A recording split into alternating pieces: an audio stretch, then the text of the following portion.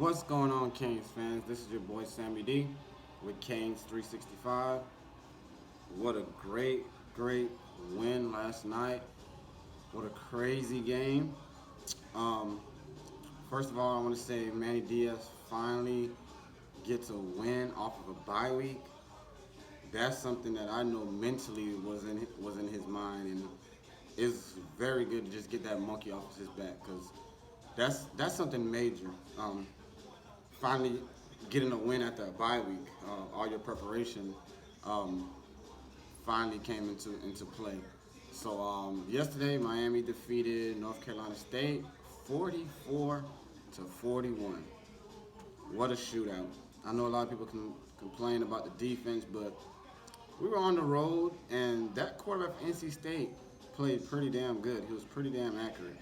So you're gonna have some games where you're just gonna have to battle, man. The defense might not have it some games, and the offense just got to step up and step up. They did. The offense total had 670 yards of total offense.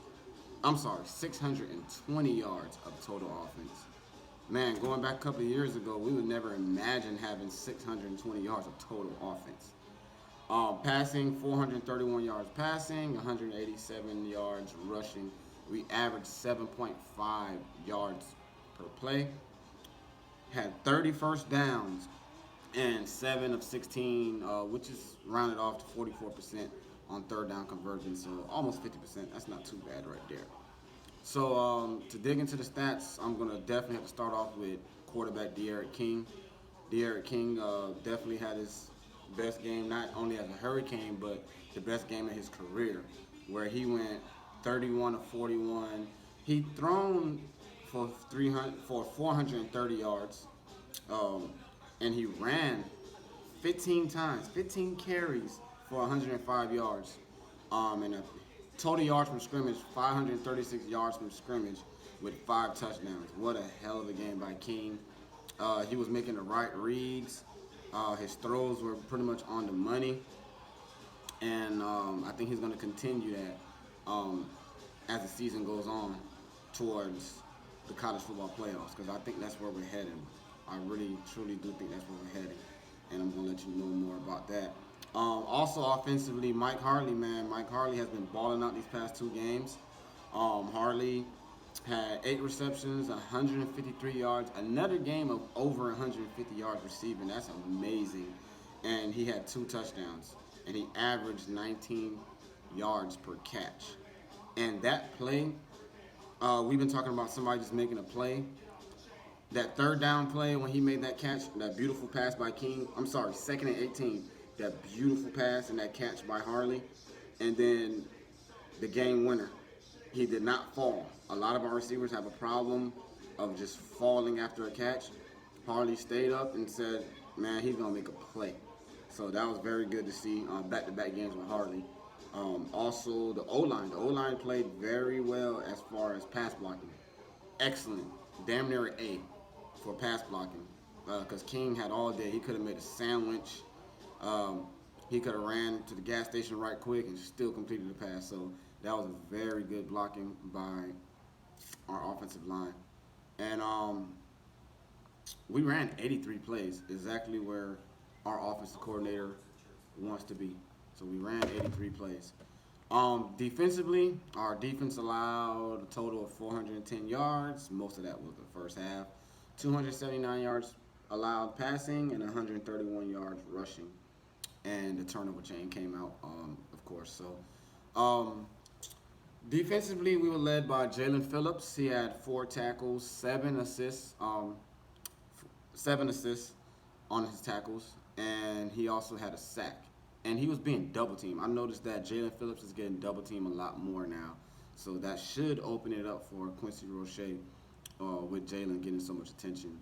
Amari Carter, one of our favorite players that we love to talk about. Amari Carter, he played his overall best game. Carter had 4 tackles as well, and he assisted on a lot of tackles. And I've noticed that Carter played multiple positions. Not only did he play a strong safety, he played some striker, and also he played some Mike linebacker and did very well. I love seeing Carter in the box. That's where I want to see him at. And he had no targeting. That's a great sign right there. He definitely led with his shoulders all game, and that was great to see.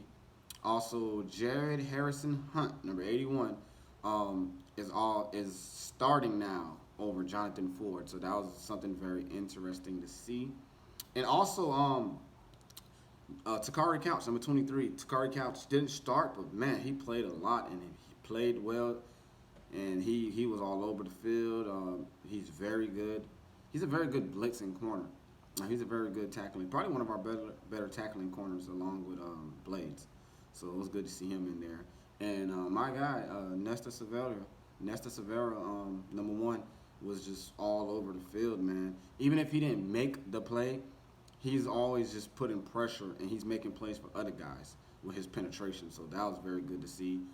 And special teams almost cost us the game with that kick return for a touchdown. That was probably one of the worst, probably the worst play I've seen all game. The effort that those guys put, so they definitely got to tighten up on the kickoff coverage. But our kicker and our punter continues to impress. That onside kick was amazing. How he just had the ball ricochet off the player, and now we know that if we really do need an onside kick, we could possibly get one with him.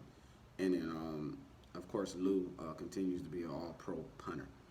So overall, I'm actually going to give us a B. Overall, I'll give our team a B because, of course, offensively we were dominant, and King literally willed us to win.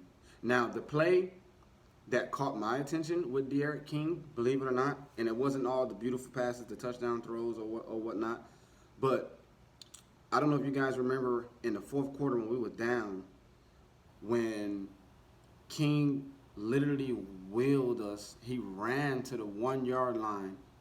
He should have got stopped around the 7, but he just dragged some guys and tried to dive into the end zone. He was short at the 1 yard line. That's the play that they came back after they took the touchdown from Cameron Harris. When Cameron jumped into the end zone, they took it back to review King's play previously, and his knee was down. That was very impressive because that was just a guy that was trying to will his team to a victory, and eventually he had another opportunity, 2nd and 18, beautiful pass because you do not want to go on 3rd and long and your own goal line.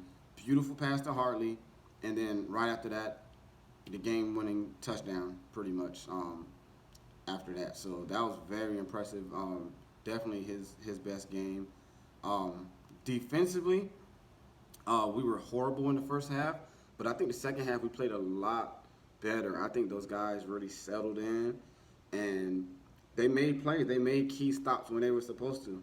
And on the last play, DJ Ivy made a play, got an interception, and sealed it. So I think the defense did enough in the second half to help us win the game.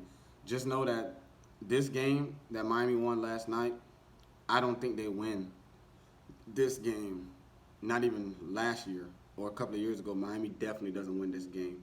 When they're down, their morale is down, the momentum is gone.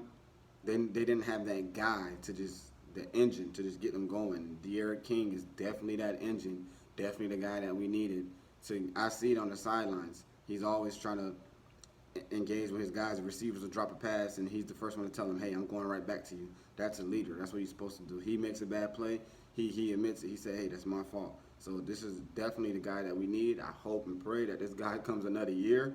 If we had De'Aaron King next year for Alabama right here in Atlanta, I will be there. I will be present for that game. So what a great win, Canes fans. And next week we will play Virginia Tech, another game on the road, a big game at Virginia Tech. So I'll see you guys then. Hope you guys like this video. Definitely leave some comments. And if you haven't already, you want to touch down and subscribe on that subscribe button down low. And have a great weekend and stay safe.